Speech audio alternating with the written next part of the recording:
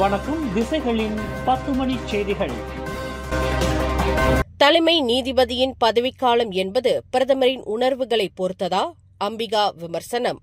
நாட்டின் தலைமை நீதிபதியின் நியமனம், அவரின் பதவிக்காலத்தை நீட்டிப்பது முதலியவை பிரதமரின் உணர்வுகளை பொறுத்தது என்று கூறப்படுவது குறித்து மலேசிய வழக்கறிஞர் மன்றத்தின் முன்னாள் தலைவர் அம்பிகா சீனிவாசன் கடுமையாக விமர்சித்துள்ளார். தலைமை நீதிபதியின் தலையெழுத்து என்பது அவர்கள் பிரதமரை முகம் சுளிக்க வைக்கும் அறிக்கைகளை வெளியிடுகிறார்களா இல்லையா என்பதை பொறுத்தது என்று கூறப்படுவது ஏற்றுக்கொள்ள முடியாததாகும் என்று அம்பிகா குறிப்பிட்டார். இத்தகைய கருத்துக்கள் நீதித்துறை சுதந்திரத்திற்கு மிக ஆபத்தானவையாகும் என்று அம்பிகா எச்சரித்தார். முன்னாள் தலைமை நீதிபதி தெங்கு மைமுன் துவான் மார்ட்டின் பதவிக்காலத்தை நீட்டிக்க முடியாமல் போனதற்கு கடந்த ஏப்ரல் மாதம் மல்டாவில் நடைபெற்ற அனைத்துலக நீதித்துறை மாநாட்டில் நீதிபதிகள் நியமன விவகாரத்தில் பிரதமரின் தலையீடு இருப்பது போலவும் பிரதமரின் தலையீடு இருப்பது அகற்றப்பட வேண்டும் என்றும் அவர் பேசிய சர்ச்சைக்குரிய பேச்சே காரணமாக அமைந்தது என்று முன்னாள் சட்டத்துறை அமைச்சர் நஸ்ரி அப்துல் அசீஸ் தெரிவித்திருப்பது தொடர்பில் அம்பிகா கருத்துரைத்தார். மல்டாவில் தெங்கு மைமுன் கூறிய கருத்துகள் தனிப்பட்டவை அல்ல, அவை நீதித்துறையின் சுதந்திரத்தை எவ்வாறு வலுப்படுத்துவது என்பது பற்றியாகும். நீதித்துறையை வலுப்படுத்துவதும் மலேசிய வழக்கறிஞர் மன்றத்தின் தற்போதைய நிலைப்பாடாக இருந்து வருகிறது. நாட்டின் தலைமை நீதிபதி ஒருவர் நீதித்துறை வலுப்படுத்துவதற்கு அடிப்படையாக இருக்கக்கூடிய விஷயங்களை பேசுவது, அது பிரதமரை புண்படுத்துவதாக பொருள் கொள்ளப்படுவது அறிவுக்கு பொருந்தாத விஷயமாகும். நாட்டில் நடந்தவற்றைதான் தெங்கு மைமுன் அந்த அனைத்துலக மாநாட்டில் பேசினாரே தவிர தலைமை நீதிபதி என்ற முறையில் அவர் தனது எல்லை வரம்பை மீறிவிடவில்லை என்று அம்பிகா தற்காத்தார். கூட்டரசு அரசியலமைப்பின் அதிகார வரம்பிற்கு உட்பட்ட சட்டத்துறை நியமன செயல்முறையை அனைத்து தரப்பினரும் மதிக்க வேண்டும் என்று பிரதமர் டத்தோஸ்ரீ அன்வார் இப்ராஹிம் கேட்டுக் கொண்டுள்ளார். நீதித்துறையை பாதுகாக்கும் பொருட்டு வரும் திங்கட்கிழமை மலேசிய வழக்கறிஞர்கள் மன்றம் நடத்தவிருக்கும் பேரணி தொடர்பில் பிரதமர் கருத்துரைத்தார். மலேசிய வழக்கறிஞர்கள் மன்றம் சங்கம் ஏற்பாடு செய்துள்ள சட்டத்துறை சுதந்திரத்தை பாதுகாக்கும் பேரணியை தாம் நிறுத்த சொல்லவில்லை, மாறாக அவர்கள் அரசியலமைப்பு சட்டத்தை பின்பற்ற வேண்டும், மதிக்க வேண்டும் என்று பிரதமர் கேட்டுக் கொண்டார். இன்று வெள்ளிக்கிழமை தொழுகைக்கு பிறகு செய்தியாளர்கள் சந்தித்தபோது பிரதமர் அன்வார் இவ்வாறு கூறினார். சட்டத்துறையை பாதுகாக்கும் பொருட்டு திங்கட்கிழமை மிகப்பெரிய பேரணிக்கு ஏற்பாடு செய்யப்பட்டுள்ளதாக அறியப்பட்டுள்ளது. முன்னாள் நிதியமைச்சர் காலஞ்சென்ற துன் டைம் ஜைனுடின், அவரின் மனைவி தோ புவான் நைமா மற்றும் அவர்கள் குடும்பத்திற்கு சொந்தமான மொத்தம் 300 கோடி ரிங்கேட்டுக்கும் அதிகமான சொத்துக்களை பறிமுதல் செய்வதற்கு மலேசிய ஊழல் தடுப்பு ஆணையமான SPRM நடவடிக்கை மேற்கொண்டுள்ளது.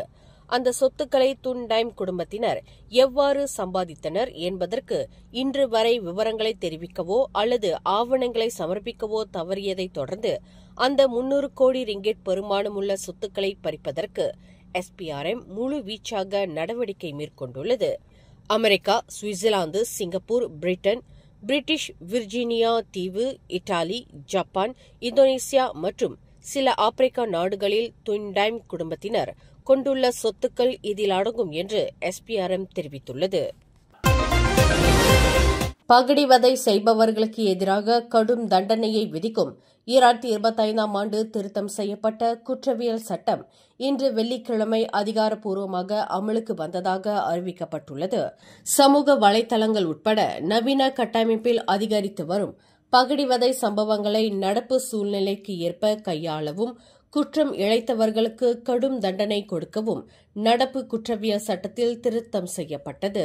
சம்பந்தப்பட்டவர் குற்றம் இழைத்துள்ளார் என்பது நீதிமன்றத்தினால் உறுதி செய்யப்படுமானால் அவருக்கு கூடியபட்சம் 3 ஆண்டு சிறை தண்டனை விதிக்க இன்று அமலுக்கு வந்துள்ள பகடிவதை சட்டம் வகை செய்கிறது என்று சட்ட திருத்தம் மீதான பிரதமர் துறை வெளியிட்டுள்ள ஓர் அறிக்கையில் தெரிவித்துள்ளது. டத்தோஸ்ரீ அன்வார் இப்ராஹிம் தலைமையிலான மடானி அரசாங்கம் மற்றும் பொது சேவைத்துறை வாரத்திற்கு 45 மணி நேரம் ஷிஃப்ட் வேலையிலிருந்து 82,637 சுகாதார பணியாளர்களுக்கு விலக்களிக்க முடிவு செய்திருப்பது ஒரு மகிழ்ச்சியான செய்தியாகும் என்று மேலவை உறுப்பினர் செனட்டர் டாக்டர் R.A. லிங்கேஸ்வரன் தெரிவித்தார். இது உண்மையிலேயே நிம்மதி பெருமூச்சை ஏற்படுத்துகிறது என்று டாக்டர் லிங்கேஸ்வரன் குறிப்பிட்டார். தங்கள் நேரத்தை பொருட்படுத்தாமல் பல உயிர்களை காப்பாற்ற இரவும் பகலும் உழைக்கும் நமது சுகாதாரத்துறை பணியாளர்களின் தியாகங்கள், கஷ்டங்கள் மற்றும் விடாமுயற்சிக்கு இது ஒரு சிறந்த அங்கீகாரமாகும் என்று டாக்டர் லிங்கேஸ்வரன் வர்ணித்தார். சுகாதார அமைச்சின் 5 முக்கிய சேவை திட்டங்களுக்கு வாரத்திற்கு 42 மணி நேர வேலை நேரத்தை நிர்ணயித்த நடவடிக்கையானது முன்னிலை பணியாளர்களின் மனோநிலை, உடல்நிலை மற்றும் உணர்ச்சி நிறைந்த அவர்களின் நல்வாழ்விற்கு அரசாங்கம் எடுத்துக்கொண்டுள்ள அக்கறைக்கு சான்றாகும் என்று டாக்டர் லிங்கேஸ்வரன் புகழ் மாலை சூட்டினார். இது வெறும் எண்ணிக்கை அல்லது கொள்கைகள் தொடர்புடைய விஷயங்கள் அல்ல, மாறாக மலேசிய மடானியை அடிப்படையாக கொண்ட மனிதநேயம் மற்றும் கருணையின் மதிப்பீட்டை பற்றியதாகும். இதற்காக போராடிய அனைவருக்கும் நன்றியை தெரிவித்துக் கொண்ட டாக்டர் லிங்கேஸ்வரன், இந்த நடவடிக்கைக்கு அரசு ஊழியர்களை பாராட்டுவதற்கும் சிறந்த எதிர்காலத்திற்காக நாட்டின் சுகாதார அமைப்பை வலுப்படுத்துவதற்கும் அதிகமான முயற்சிகளின் தொடக்கமாக இது இருக்கும் என்று தாம் நம்புவதாக டாக்டர் லிங்கேஸ்வரன் ஓர் அறிக்கையில் தெரிவித்துள்ளார். ஆசிரியர்களின் பணி சுமையை குறைப்பதற்காக கல்வி அமைச்சு 7 செயல்திட்ட நடவடிக்கைகளை அமல்படுத்த உள்ளது என்று அமைச்சர் ஃபட்லினா சிடேக் கூறியுள்ளார்.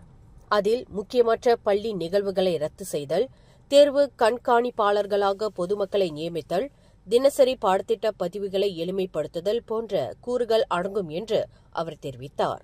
மேலும் மலேசிய கல்வி தரநிலை மதிப்பீடுகளை குறைத்தல், மாணவர் வருகை பதிவை சுலபமாக்குதல், கல்வி கற்பிக்கும் முறையில் ஆசிரியர்களுக்கு கூடுதல் அதிகாரம் போன்ற அம்சங்கள் ஆசிரியர்களின் பணி சுமையை குறைக்கும் என்று பெரிதும் எதிர்பார்க்கப்படுவதாக ஃபட்லினா சிடேக் குறிப்பிட்டார்.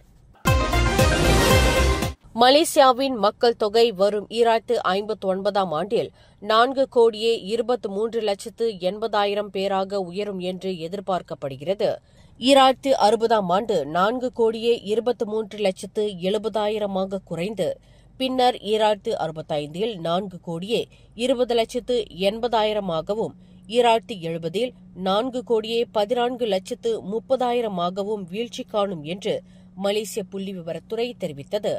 கடந்த 2020 முதல் 2059 வரை மக்கள் தொகை தொடர்ந்து அதிகரித்து வந்தாலும் அதன் வளர்ச்சி விகிதம் 2020 1.7% 2060 0.1% கணிசமாக குறையும் என்று எதிர்பார்க்கப்படுகிறது என்று புள்ளிவிவர தலைமை இயக்குநர் டத்தோஸ்ரீ டாக்டர் முகமது உசேர் மஹிதீன் கூறினார்.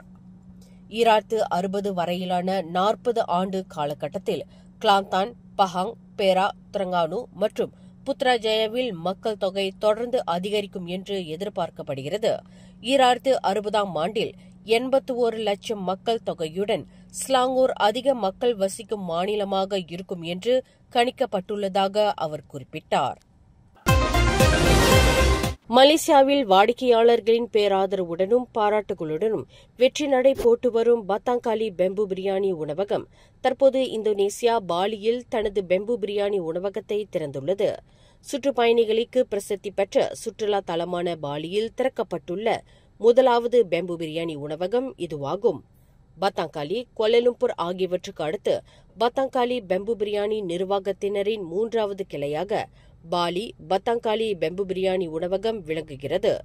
உள்நாட்டு மற்றும் வெளிநாட்டு சுற்றுப்பயணிகள் அதிகமாக வருகை புரியும் பாலி குத்தா பீச்சிலிருந்து 8 நிமிடத்தில் பாலி பத்தாங்காலி பெம்பு பிரியாணி உணவகத்தை சென்றடைந்து விடலாம் என்கின்றனர் பத்தாங்காலி பெம்பு பிரியாணி நிர்வாகத்தைச் சேர்ந்த சௌமியா ஃபெரேரா மற்றும் யோமெல் ஒஷாடி. மலேசிய சுற்றுப்பயணிகள் அதிக அளவில் பாலிக்கு வருகை புரிகின்றனர். மலேசியாவின் உள்ள சுற்றுலா பயண நிறுவனங்களின் ஆதரவின் மூலம் பாலி பத்தாங்காலி பெம்பு பிரியாணி உணவகத்திற்கு நல்லதொரு வரவேற்பு கிடைத்து வருகிறது. அதே சுவை, அதே தரம், அதே நம்பகத்தன்மையுடன் பாலி பத்தாங்காலி பெம்பு பிரியாணி மனம் மாறாத தரத்துடன் நிலைநிறுத்தப்பட்டுள்ளது.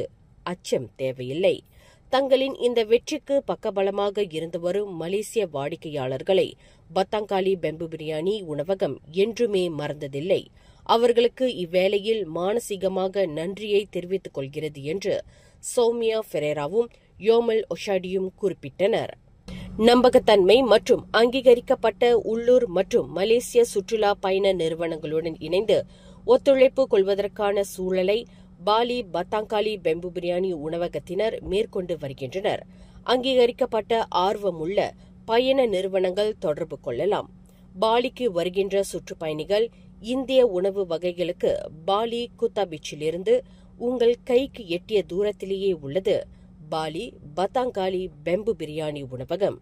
உணவகம் செயல்படும் நேரம் பிற்பகல் 3:01 மணி முதல் இரவு 11:01 மணி வரை.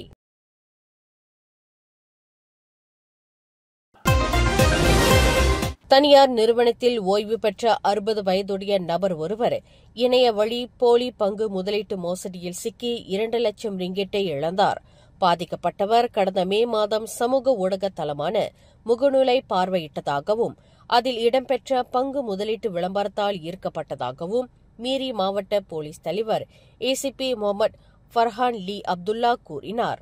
பாதிக்கப்பட்டவர் சந்தேக நபரால் வழங்கப்பட்ட 2 வெவ்வேறு வங்கிக் கணக்குகளில் கட்டம் கட்டமாக 5 பண பரிவர்த்தனைகளை செய்துள்ளார் என்று அவர் அறிக்கை ஒன்றில் தெரிவித்தார்.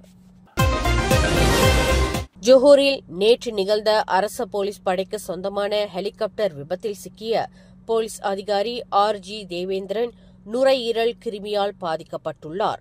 அந்த போலீஸ் அதிகாரி பாதிக்கப்பட்டதை அவரின் சகோதரர் RG நவீந்திரன் செய்தியாளர்களிடம் தெரிவித்தார். ஹெலிகாப்டருடன் கடலில் விழுந்தபோது அவரின் உடலில் நீர் நுழைந்து நுரையீரலை பாதித்திருக்கலாம் என்று நம்பப்படுகிறது. தேவேந்திரன் இன்னமும் ஜோஹர் பாரு சுல்தானா அமினா மருத்துவமனையில் தீவிர சிகிச்சை பிரிவில் அனுமதிக்கப்பட்டுள்ளார். பாக்டீரியா தொற்று காரணமாக அவர் இன்னும் மயக்க நிலையில் இருப்பதாக மருத்துவர் தெரிவித்ததாக அவரின் சகோதரர் நவீந்திரன் குறிப்பிட்டார்.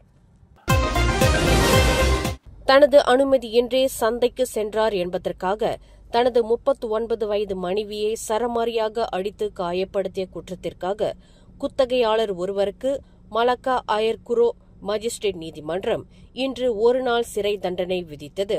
அத்துடன் அந்த நபருக்கு 6000 ரிங்கெட் அபராதத்தை நீதிமன்றம் விதித்தது. 36 வயது சி யோங் ஃபே என்ற அந்த குத்தகையாளர் கடந்த 2024ஆம் ஆண்டு மே மாதம் 7ஆம் தேதி இரவு 11 மணி அளவில் மலாக்கா தங்காவில் உள்ள தாமான் டேசா பர்தாமில் உள்ள தனது வீட்டில் இக்குற்றத்தை புரிந்ததாக நீதிமன்றத்தில் தெரிவிக்கப்பட்டது. குற்றவாளி என்று நிரூபிக்கப்பட்டால் 7 ஆண்டு சிறை மற்றும் அபராதம் விதிக்க வகை செய்யும் குற்றவியல் சட்டம் 325 பிரிவின் கீழ் அந்த நபர் குற்றஞ்சாட்டப்பட்டார். தனது 17 வயது உறவுக்கார பெண்ணை பாலியல் பலாத்காரம் புரிந்ததாக கூறப்படும் தொலைத்தொடர்பு நிறுவன பணியாளர் ஒருவரை போலீசார் கைது செய்தனர்.